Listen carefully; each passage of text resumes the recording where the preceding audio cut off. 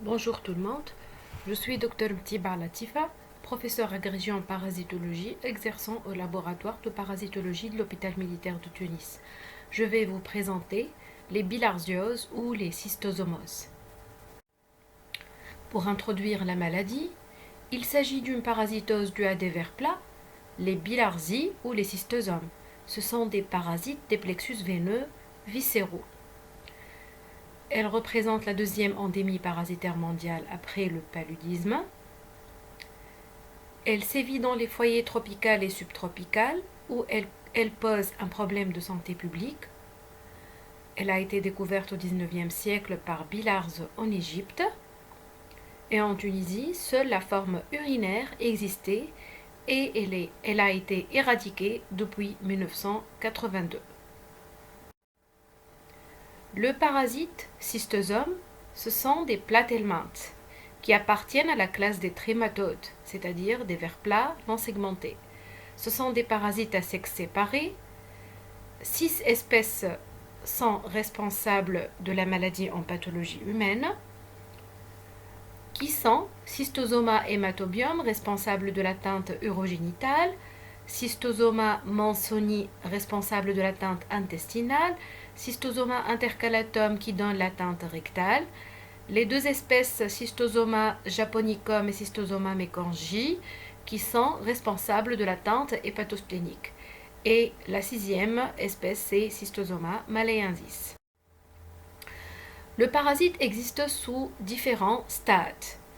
On va décrire maintenant le stade adulte. Ce sont des vers blanchâtres hématophages, de morphologie semblable pour toutes les espèces, et dans les deux sexes, mâle et femelle, il existe deux ventouses. Une ventouse ventrale qui assure la fixation sur la muqueuse des vaisseaux sanguins et une ventouse orale qui permet la nutrition du parasite.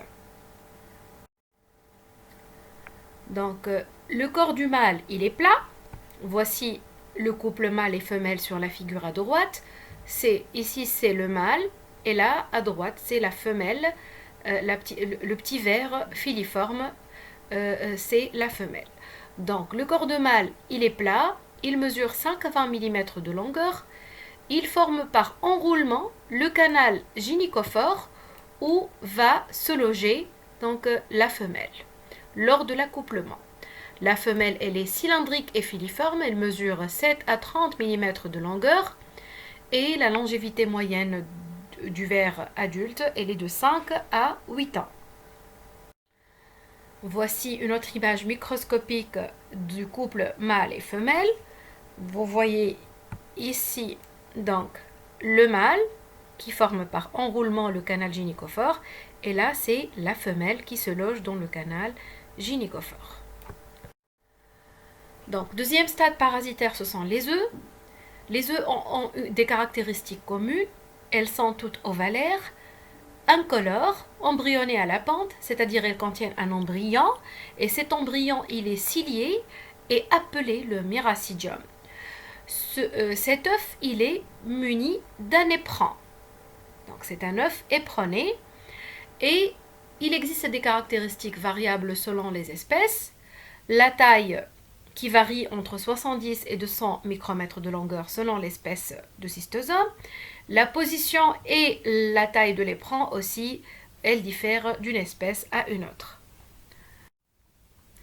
Donc, deuxième stade parasitaire, ce sont les œufs. Vous voyez ici l'œuf de Schistosoma hematobium sur un examen parasitologique des urines. On note la présence d'hématies sur l'examen microscopique. Et là, l'œuf, il est ovalaire, il est incolore, il mesure 140 micromètres de longueur sur 60 micromètres de largeur. Il est éperonné, il contient un éperon terminal. Et à droite, vous voyez l'œuf de Schistosoma intercalatum qui mesure 160 micromètres de longueur sur 80 micromètres de largeur et il est muni d'un éperon terminal. Donc la différence entre les deux œufs, c'est la taille. En plus, il existe pour le Schistosoma intercalatum un étranglement dans le tiers postérieur, donc un étranglement postérieur par rapport à l'œuf de Schistosoma hematobium. Donc, l'œuf de Cystosoma monsoni, il a un éperon très caractéristique, il est latéral. Donc, vous voyez là l'éperon latéral et il mesure 150 longueur sur 65 micromètres de largeur. Donc là, les deux œufs des deux espèces Cystosoma japonicum et mekanji qui donnent l'atteinte artério-veineuse, ce sont des œufs qui sont plus petits que les précédentes. Elles mesurent en moyenne donc 80 sur 55 pour le japonicum, 60 sur 45 pour le mekanji et elles contiennent un tout petit éperon latéral. Voici l'éperon donc de ces œufs de cystose. Donc voici une échelle qui montre donc la comparaison entre les œufs de ces espèces de Cystosoma. Donc les plus petites ce sont le Cystosoma japonicum et mekanji et par la suite les autres donc sont presque de taille de longueur égale. Voici donc l'étranglement du Schistosoma intercalatum qui est très marqué sur cette image et l'éperon il est terminal pour l'intercalatum, pour l'hématobium et il est typiquement latéral pour le Cystosoma monsoni. Donc on va passer maintenant à la description du troisième stade parasitaire, c'est le stade larvaire. Donc il existe deux stades larvaires. Le premier stade larvaire c'est le myracidium. À l'intérieur de l'œuf, voici donc l'œuf qu'on a décrit tout à l'heure, l'œuf de Cystosoma hématobium avec l'éperon terminal, avec les hématies, les globules blancs. Vous voyez là l'embryon, le myracidium cilié. Voici le myracidium cilié qui vient de sortir donc de l'œuf après éclosion. Donc c'est la première forme larvaire, elle mesure 100 micromètres et elle contient des cils vibratiles sur sa membrane. Le deuxième stade larvaire, ce sont les furcocercaires. C'est en fait la maturation du myracidium qui se fait dans les mollusques qui va nous donner ce stade parasitaire. C'est la forme infestante pour l'être humain et pour les animaux. Cette forme, elle est plus longue elle mesure 500 micromètres de longueur. Elle contient donc une tête et une queue qui est bifurquée. Voici la queue qui est bifurquée et donc la fixation de cette queue elle est très fragile. Donc on enchaîne avec le cycle biologique qui est identique pour toutes les espèces parasitaires. Seul change le lieu de ponte des femelles matures et l'espèce de mollusque hôte intermédiaire qui, par leur exigence propre, leur présence ou leur absence, rendront possible ou non la transmission dans une région. Donc par rapport au cycle biologique, la contamination de l'être humain ou des animaux se fait par voie transcutanée lors d'une baignade ou bien lors d'un contact avec de l'eau douce. Là où il y a la forme infestante du parasite qui est les furcocercaires. Les furcocercaires vont pénétrer donc par voie transcutanée, ils vont perdre la queue et vont devenir des cystosomules, des petits cystosomes qui vont passer dans la circulation générale, dans le cœur droit, puis dans le poumon, puis le cœur gauche et par la suite au niveau du foie dans le plexus veineux porte. Et là où il y aura la maturation de ces cystosomules en vers adultes, mâles et femelles, comme vous voyez sur l'image. Et ce couple adulte a un tropisme, selon un tropisme vers un territoire bien spécifique selon l'espèce de cystosome. Ce territoire, il est vésical pour Cystosoma hématobium. Il est mésentérique inférieur pour Cystosoma monsoni et Cystosoma intercalatum et mésentérique supérieur pour Cystosoma japonicum et Cystosoma mekanji. Donc par la suite, après accouplement du mâle et femelle, il y aura la ponte des œufs et ces œufs, grâce à leur éperon qui est pointu, vont perforer un organe creux qui est soit l'intestin, soit la vessie pour aboutir dans les excrétas humains Et là, vous voyez, donc dans les excréta, il y aura l'élimination des œufs de cystosome. Donc, le Cystosoma hématobium, c'est la seule espèce qui peut être observée au niveau des urines, mais au niveau des selles, on peut observer toutes les espèces de Cystosoma. Si ces excréta humains sont déversés dans de l'eau douce, donc il y aura une maturation de ces œufs, une libération de l'embryon Miracidium, et ce Miracidium va nager pour la rencontre de son hôte intermédiaire qui est un mollusque d'eau douce spécifique selon l'espèce de cystosome. Là où il y aura une maturation asexuée, la formation de sporocystes primaires, sporocystes secondaires, puis de furcocercaire, qui est la forme infestante pour l'être humain. Donc, le réservoir et les hôtes intermédiaires. Le réservoir, il est strictement humain pour l'espèce Cystosoma hématobium. Il est humain et animal pour les autres espèces de cystosomes. Et pour l'hôte intermédiaire du parasite, ce sont des mollusques d'eau douce qui sont spécifiques de l'espèce. Donc vous voyez les espèces de mollusques d'eau douce qui sont des hôtes intermédiaires. Donc le bulin, qui est l'hôte intermédiaire de Cystosoma hématobium et de Cystosoma intercalatum, et le Bionfalaria, qui est l'hôte intermédiaire de Cystosoma mansoni, et l'Oncomelania, qui est l'hôte intermédiaire de Cystosoma japonicum. Quant à la répartition géographique de la maladie, vous voyez la répartition géographique des espèces en différentes couleurs. Pour le Cystosoma hématobium, c'est en rouge. Donc, il a une répartition sur le continent africain, aussi sur le péninsule arabique et sur le Proche-Orient. Quant au Cystosoma mansoni, c'est en vert. Donc, il est présent à la fois dans le continent américain et dans le continent africain. Pour Cystosoma intercalatum, il est limité, donc c'est en rouge foncé, il est limité à l'Afrique centrale. Pour les deux espèces en rose et en vert, Cystosoma mansoni et Cystosoma mekanji, ce sont des souches asiatiques qui existent dans l'Asie du Sud-Est. La bilharziose, elle est présente dans 78 pays et elle touche environ 240 millions de personnes. Elle entraîne 280 000 décès chaque année. Quant à la situation en Tunisie, seule la forme urinaire était endémique. Elle existait dans le sud tunisien au niveau des régions de Gafsa, Gbelli, Gebes et Kourouen. En 1970, suite au programme national de lutte appuyé par l'Organisation mondiale de la santé, par le traitement des malades et la stérilisation des gîtes à bulins, les hôtes intermédiaires, le dernier, il y a eu une éradication de la maladie et le dernier cas autochtone a été déclaré en 1982. Pour la physiopathologie de la maladie, il y a des mécanismes qui sont relatifs au stade adulte et des mécanismes relatifs au stade œuf. Pour le stade adulte ou le stade cystosomule, il y a une libération dans la circulation générale de grandes variétés d'antigènes.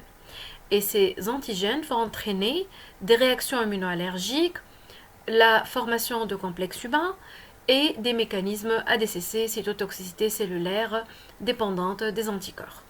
Quant aux mécanismes secondaires à la pente des œufs, il y aura des microlésions dues à la pente des œufs éperonnés.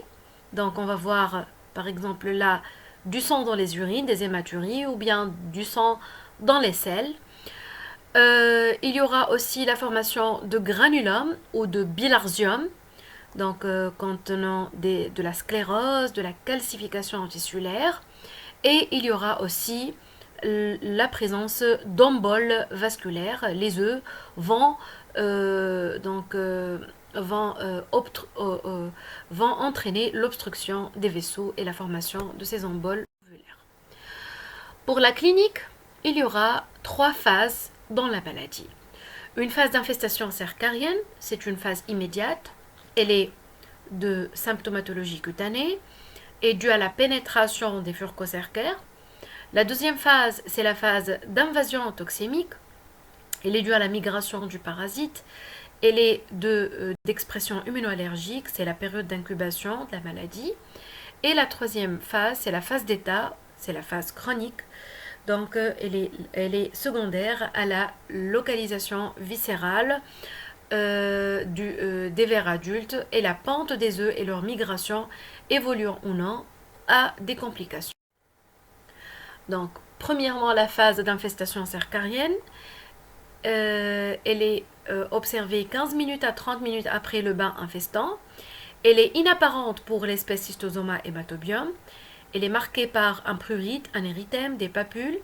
Elle est appelée la dermatite des nageurs et ces symptômes cutanés vont disparaître en 1 à 2 jours. Pour la phase d'invasion toxémique, elle n'est pas spécifique. On observera donc des signes très variables qui durent 2 à 3 semaines. On peut observer une fièvre, des signes cutanés, des myalgies, des arthralgies, des signes pulmonaires, des signes digestifs, des signes neurologiques. Pour la phase d'état, c'est la phase de localisation viscérale du parasite. Donc, cette phase, elle dépend du tropisme de l'espèce de schistosome. Et pour cela, on aura 3 formes cliniques. On va commencer par la première, c'est la bilharziose urogénitale due à Schistosoma hématobium. Donc, cette phase d'état, elle apparaît après 6 semaines après l'infestation.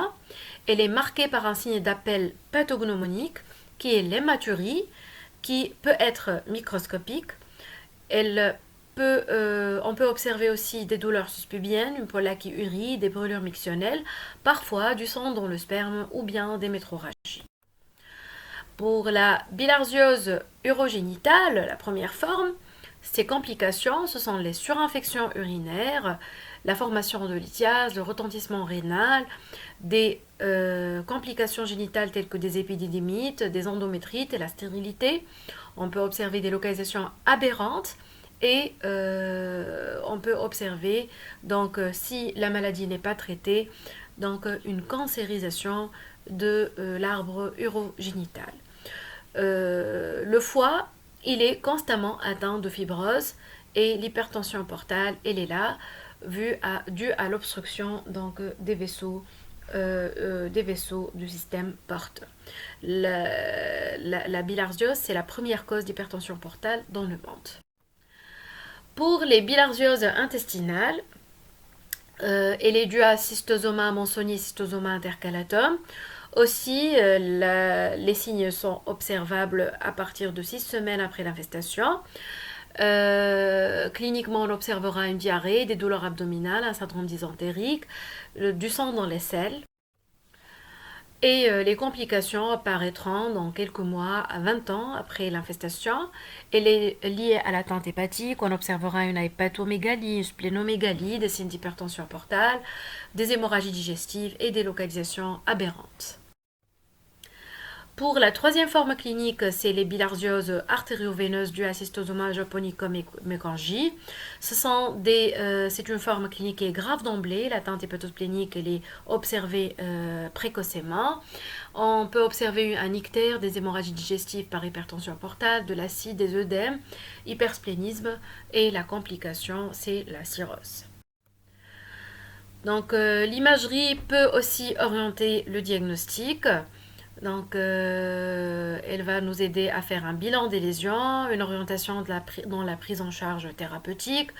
On peut demander un abdomen sans préparation, une urographie intraveineuse, des images endoscopiques telles que la cystoscopie, des rectosigmoïdoscopies, des échographies, du scanner ou bien l'IRM.